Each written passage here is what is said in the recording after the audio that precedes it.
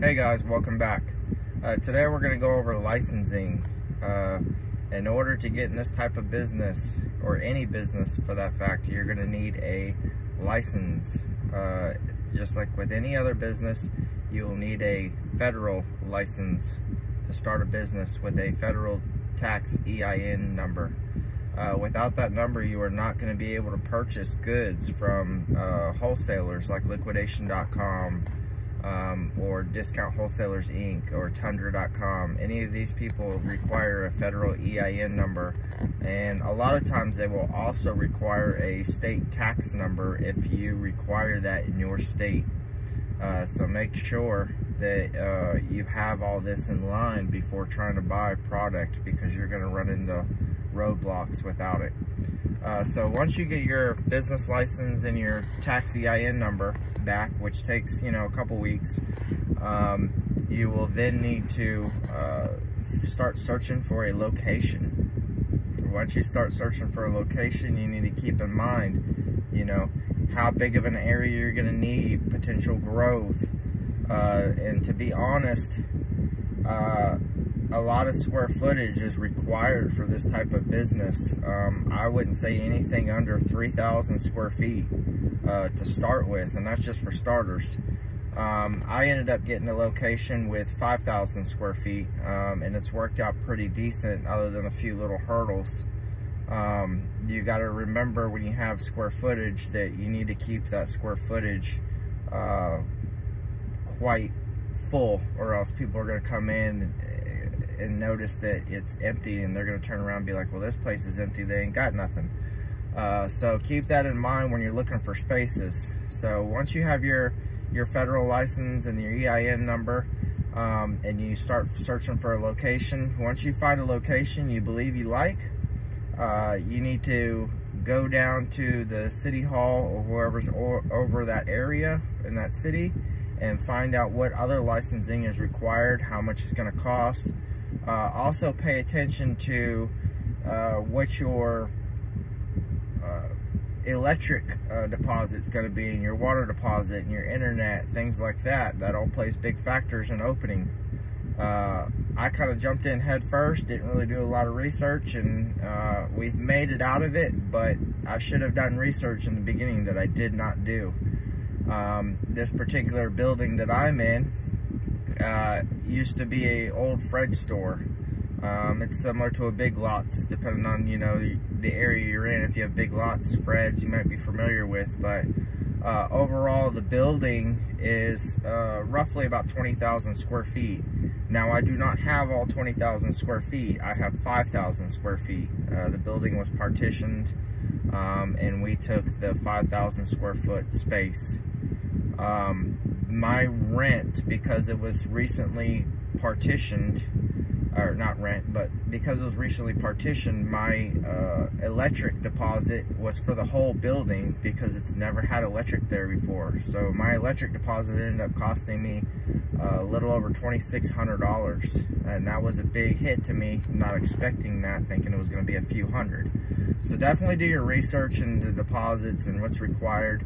Also, for the city that I'm in, there was sign ordinances, so having a business sign has been a huge downfall for us. We do have one, but the restrictions on it have to be a certain square footage and a certain size, and we had to get permits to have a sign in our location.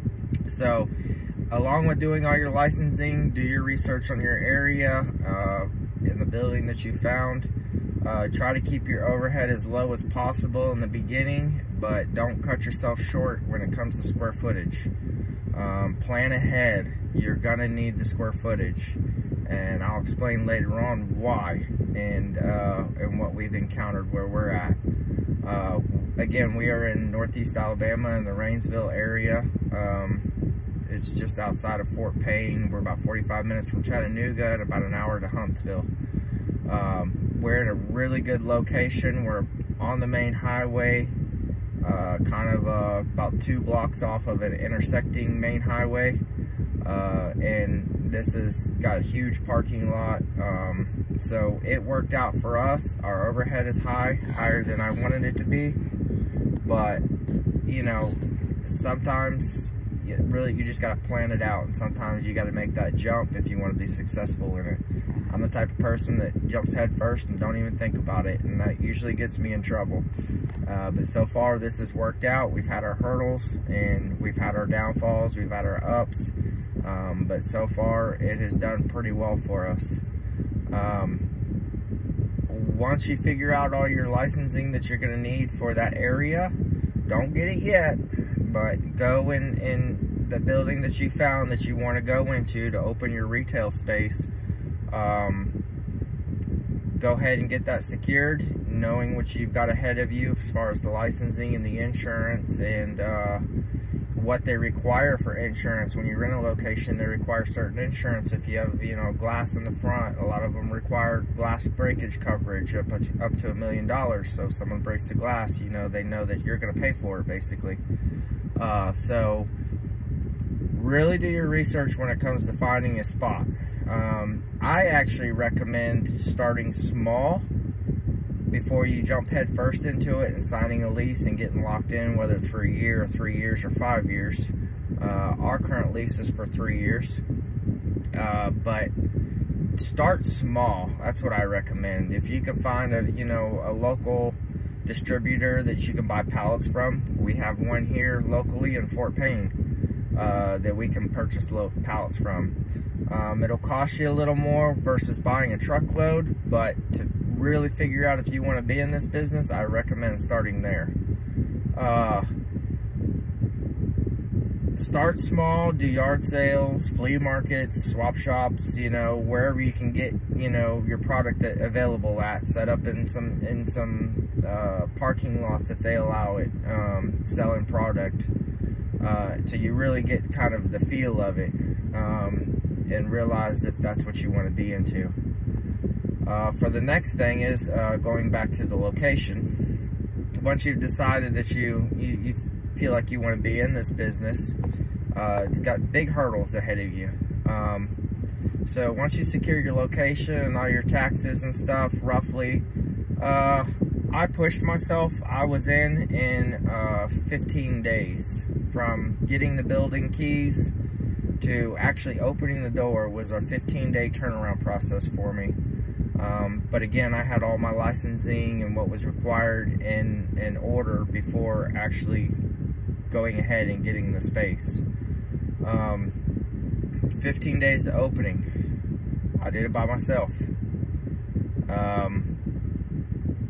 I realized very quickly, opening a new business, that liquidation business, it's basically like a thrift store, but with new product, usually new, damaged, unboxed, or open box product, shelf pulls, closeouts, companies that have gone out of business, liquidation from them.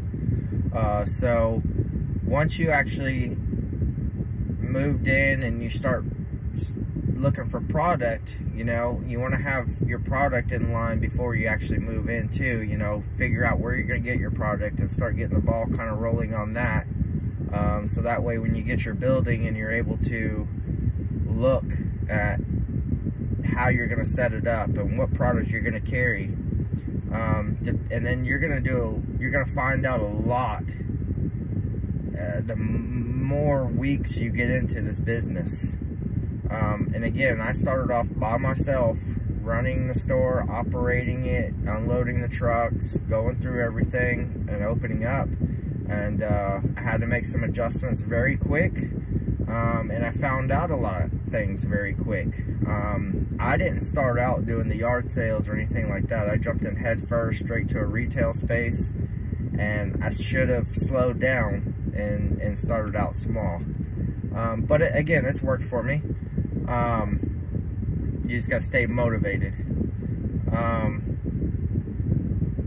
Within the first week, I actually had to hire a cashier to run it while I kept the store with inventory. Our inventory sells out quick, and that's what you want it to do. You want your inventory to constantly overturn. You want that traffic coming in your store to be constant. You know, you don't want to have the same inventory week after week, because then those customers are going to end up going away. Your business is going to fail. So constantly have new inventory. It's a constant process.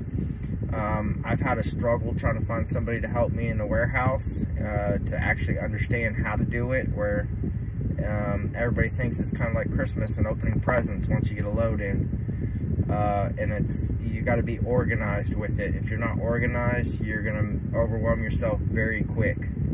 So stay organized, stay on top of it.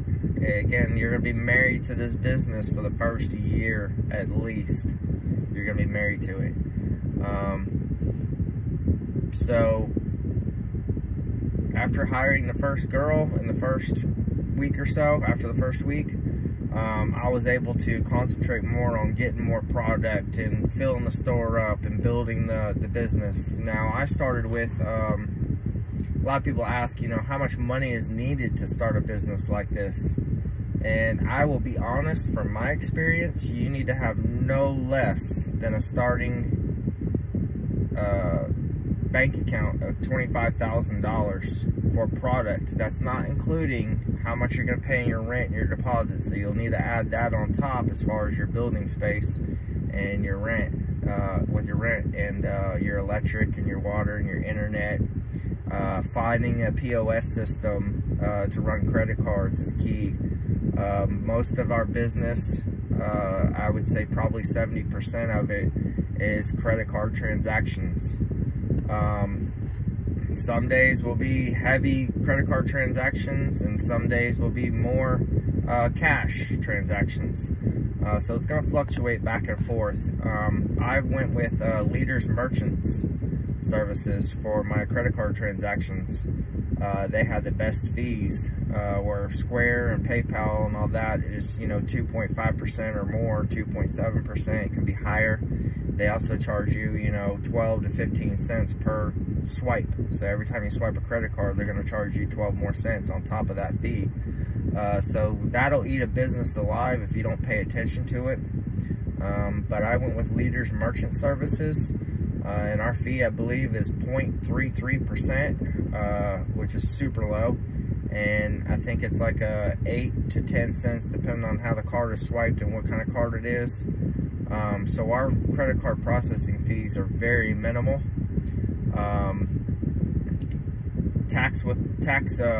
State, local taxes, if you have state taxes, you'll need to set up all that. The local taxes, you know, set up that, get the licensing for it. You'll have to do it monthly. Usually where I'm at is monthly. And you'll have to stay on top of that and charge, you know, your sales taxes like you're supposed to, you know, keep it all in the up and up. Once you get all that squared away, you're ready to open your doors, you know, and build your business from there. In our next video, we'll talk about, you know, our product and where we're getting it in.